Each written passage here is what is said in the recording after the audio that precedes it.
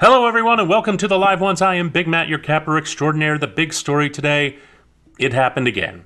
A Georgia player arrested and charged with reckless driving for going 106 miles per hour on the I-10. If this sounds familiar, yeah, it's like an episode of Groundhog Day with these good old boys. Sophomore second-team cornerback Daniel Harris was caught going at an insane rate of speed in his 2018 Jeep Cherokee. If you've ever owned a Jeep Cherokee, the question probably on your minds is, how the hell did he get it up to 106 miles an hour? It's not a car with a lot of get up and go. Harris's arrest comes on the heels of running back Trevor Etienne being suspended for the opener against Clemson. He was arrested in March and charged with DUI.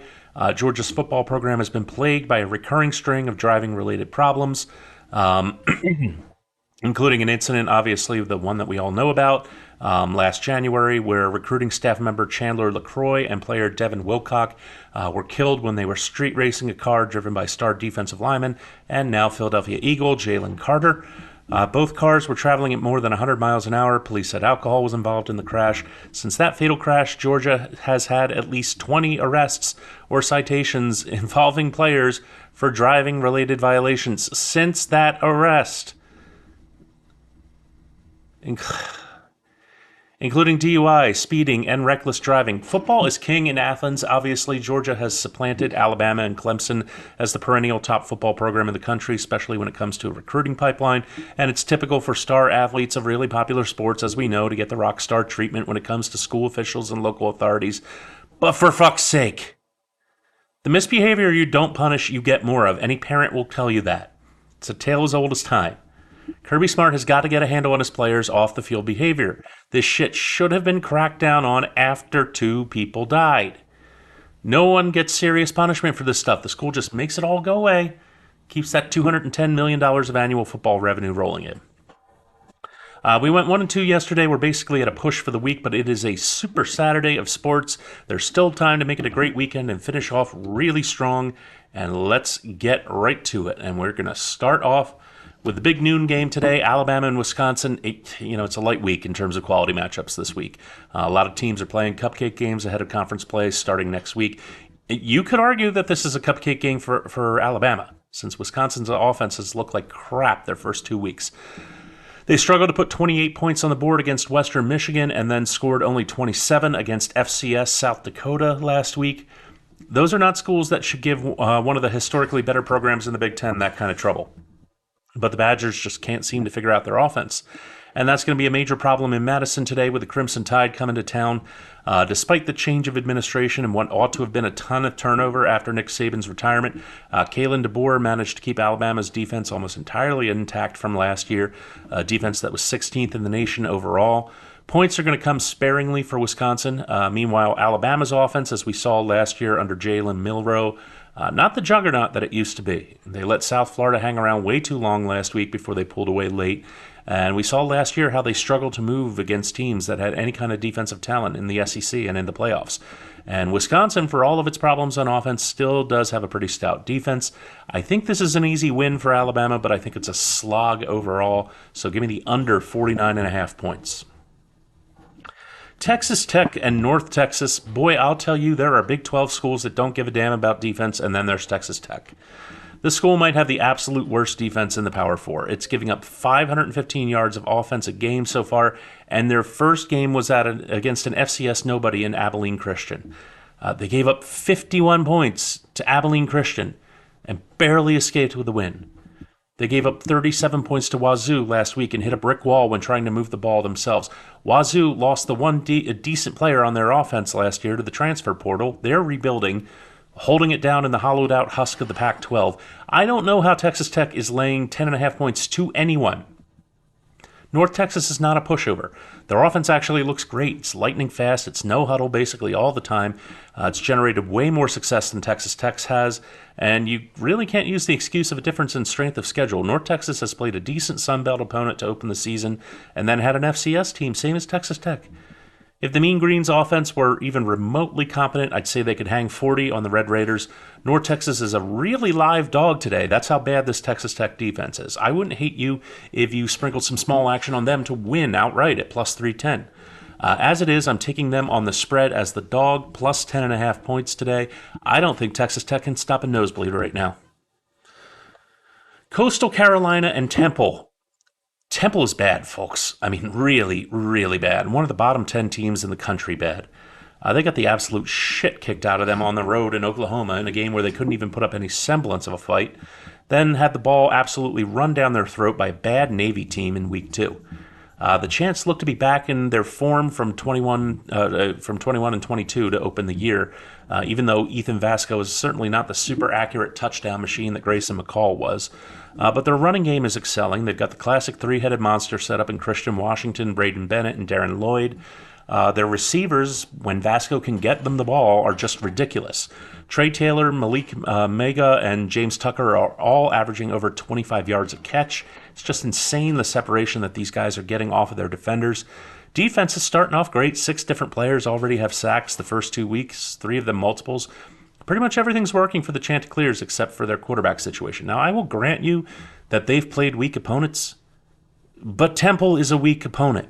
Extremely weak, especially against the run, which we saw at Navy, which Coastal Carolina excels at. This is just a complete mismatch. The talent isn't even remotely comparable. The Chants win this one in a walk. I'm taking them, laying the 17.5 points. South Florida and Southern Mississippi, you can take pretty much everything that I just said about Coastal Carolina and Temple and just lift and shift it over to this matchup. It's virtually the same matchup. Southern Miss is one of the most inept offenses I've seen in a while. Yes, they played a tough Kentucky team to open up the year, but they showed me nothing at all in that game. No grit, no heart, no ability to win a single matchup at the line of scrimmage, even on one play. Then their defense really underwhelms against Southeastern Louisiana, who is certainly not the class of the FCS. They only came away with 10 points, but some costly turnovers were the only reason that it wasn't a whole lot more than the way that they were moving the ball all game. South Florida, right up until about halfway through the fourth quarter, looked really strong on the road against Alabama. Really strong, especially on defense. They were creating havoc in that backfield. Alabama just had the elite level talent to constantly sub in and out and eventually just found the defense's breaking point late in the game and pulled away with it. Anytime you can stay step for step with a perennial blue blood program like Alabama for that long on the road, hold them to just 14 points through 3 quarters to be down only 1 point against Alabama through 3 quarters. It was 14-13 at the end of the third quarter. Your team has a lot to be proud of. Southern Miss has struggled both games so far against the run. South Florida does it really well. The Bulls have the much better defense as we saw last week. I expect this to be a cakewalk for them. I'm taking South Florida minus 10.5 points.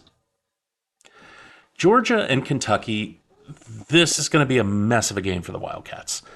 They're down 2 starting offensive linemen from a unit that gave up 5 sacks and pretty much nonstop pressure against South Carolina last week. You think Georgia is in a much better defensive team than the Gamecocks? Georgia so thoroughly dominated Clemson's offense in the opener that there was a very real conversation about whether this was going to be Dabo Swinney's last year at Clemson. And then Clemson went up and put up an insane 66 points against a decent Appalachian State squad. Georgia's defense is that good. I mean, they're just that good. Kentucky, I just don't know where their points are going to be coming from. Certainly not from Brock Vandegrift, Georgia's old backup quarterback. He showed why he was the backup quarterback last week. The Wildcats only mustered 183 yards of total offense, and Brock Vandegrift had 2 interceptions. Again, that was against South Carolina. This is Georgia they're playing this week. The gold standard of college football defense. The best there is, period. And this is an SEC divisional matchup that the Bulldogs are going to be taking very, very seriously. I don't think Kentucky scores double digits tonight. Give me the Kentucky team total under 10.5 points. Yes, Georgia's defense is that damn good. Over to baseball. After Aaron Judge's thrilling walk-off grand slam last night, I have another play for the second game of the Yankees-Red Sox set this afternoon. We have Garrett Cole on the mound for the Yankees, who's been showing he saved his best stuff for the second half of the season and beyond. He's pitching to an incredible 1.25 ERA and 1.03 whip his last 5 starts. He's been absolute lights out down the stretch here. He did struggle against the Red Sox earlier this year, but frankly, I think he was rushed back from the IL too soon. Nerve inflammation is just not anything you want to screw around with when you rely on your fastball as much as he does. Brian Bello on the mound for the Sox, not been as sharp as Cole in his recent form, but he does do the one thing that's a really big weakness for the Yankees, and that's get a lot of ground balls. He's primarily a sinker pitcher. He's one of the best pitchers in the league for getting his hitters to swing to soft contact, in the 88th percentile for ground balls. And the Yankees have close to a 50% ground ball rate against right-handed pitching. Scoring's likely going to be at a premium today, so give me the under 8.5 runs. Play we lost last night, Dodgers and the Braves. I'm taking another crack at it with Jack Flaherty on the mound. He's been in rock-solid form lately, 2.43 ERA and a 1.23 whip over his last 5 starts. The Braves, they have really struggled to get any kind of offense together against right-handed pitching, just hitting .207 against it in their last 10 games against righties. It's really hard to argue with recent form. I know the Braves lit up Landon Knack early last night, ruined our play, but this Braves team has very little left-handed pop apart from Matt Olson. I like their team total to stay low tonight against Flaherty, who's been great the last month. And with Chris Sale on the mound for the Braves, pretty much the surefire NL Cy Young Award winner at this point, I'm liking the under 3.5 runs on the first 5 in this game. UFC 306 tonight, huge, highly anticipated main event in bantamweight champion Sean O'Malley versus challenger Merab. I just call him Merab. I can't pronounce his last name. But we're going to look at one of the prelim bouts that's gotten a ton of action since the opening odds dropped, and that's Manuel Torres versus Ignacio Bahamondes. Torres opened as the underdog at plus 122, and he's since been bet up to his current favorite minus 130 price tag. I actually agree with that movement. This dude is certifiably insane in the octagon. Does not feel out his opponents, even in the slightest. He's not afraid to take shots, especially to the head, which always worries me whenever I watch him fight. Bahamondes isn't paid by the hour either. He has 11 finishes and 15 career wins, including 3 out of his 4 UFC fights to date. This fight is not going the distance. It's just not. So I have to look at who the superior striker is, who's the better finisher, and that's definitely Manuel Torres. Bahamondes' height and reach advantage matter a whole lot less when you're in a fight against a guy who's basically the Tasmanian devil, who just charges right in without a care in the world for his own well-being and just hits you and keeps hitting you until you're no longer moving. Torres is the much better boxer. Give me Manuel Torres inside the distance bet at the plus 120 juice. That is my 8th and final play for this Super Saturday. Everyone bet safe, stay safe. Follow us on X at Live One Sports. Check us out on Roku and Fire TV at the Live Ones. Enjoy your Saturday, and I will see you soon.